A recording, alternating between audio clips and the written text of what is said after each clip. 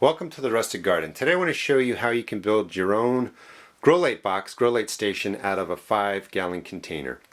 I've done a couple videos on how you can build these with the 12-gallon, 14-gallon storage containers, storage totes, and a couple people messaged me saying we can't get those where we live. You can use a 5-gallon bucket. So this design is more about a principle. You don't have to get the exact tote that I showed you in the other videos. You don't have to use a 5-gallon bucket, but you want a container that's about this size and you need a lid, and I'll show you the build and talk about this in a second. First thing that's really important is actually the bulbs. You want bulbs that are CFL bulbs. These are 23 watt bulbs. The light fixture that's in here that I'll show you is rated for 150 watts. So that 150 watts means it's set up to handle anything up to 150 watts. So a 23 watt bulb will fit perfectly fine in here. You're not going to have heat issues. You're not going to have any kind of problem because this is a 23 watt bulb. The brightness or lumen value of this bulb is 1550. You want a lumen value, if you can find it, between 2 and 3000, but in these types of bulbs it's hard to find that. So 1550 will work. You just sit your light a little bit closer to your plants and that makes up the difference.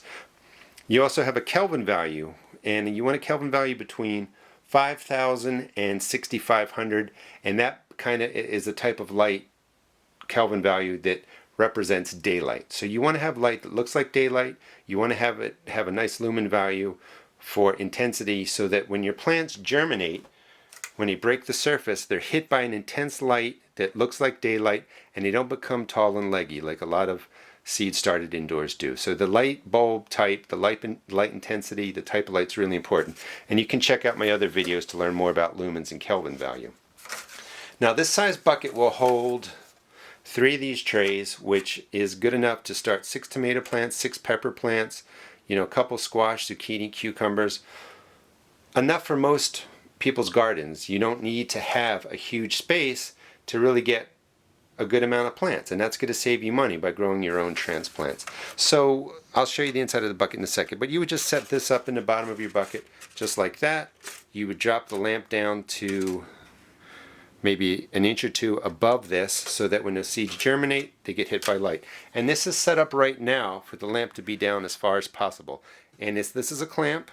It's just 2 cedar shims that I have. You can use those paint stirring sticks if you want to, if you have them around, and you just set it up something like this where I can raise it by just going like that, and that will take the lamp up. Let me show you what it looks like on the inside. To build it, all you need is a lid, and you cut out a square that's big enough so that this will come out. So when you have full transplants, here's the intensity of the light, you're going to have your lamp as high as possible. So it sits just like that, and the growing transplants will stay about 2 inches below the light. And this is just a way, because it has this clamp, you can use these sticks just like this to adjust the lamp. And that's the easiest, most, I think, cheap way to really have a system set up so you can raise the lamp up and down. And again, all you do is open the clamp and you're good to go. And here's the intensity. Let's see if I can do this. Here's the intensity of the bulb. Looking in there, you can see those are the containers that I would transplant my germinated tomatoes into after they grew a little bit in the seed cells into there, and I would let my transplants finish out in those size cups. But you can see how bright it is. Let's see if I shut this off with one hand. And then the light intensity. So that light fixture and bulb are going to work really, really well to let you grow your own transplants. And that's 8 transplant cups down there. That's the size. When you're growing a tomato, you're taking it out of here when it gets about 3 or 4 inches high, and then you're going to let it grow 8 to 12 inches in here, and then that'll be ready to go out in your garden. Transplants can cost you $2 or $3. So right in here there's about, on the low end, $16 worth of transplants to $24 worth of transplants. That can save you money.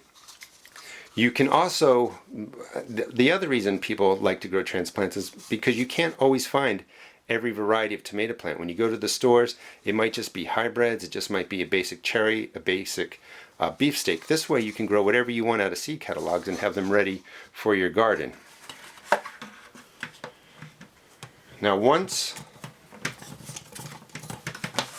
your transplants get taller, you're going to want to be able to keep this lamp up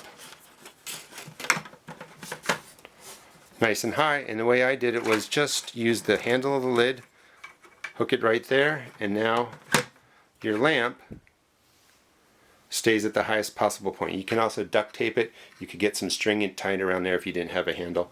But this is just a nice way to really adjust this lamp. And again, this lamp is a 150 watt lamp. You want to make sure that you buy a lamp that has a higher wattage rating than the bulb. A 23 watt bulb, you can see it doesn't even get that hot. I can hold it.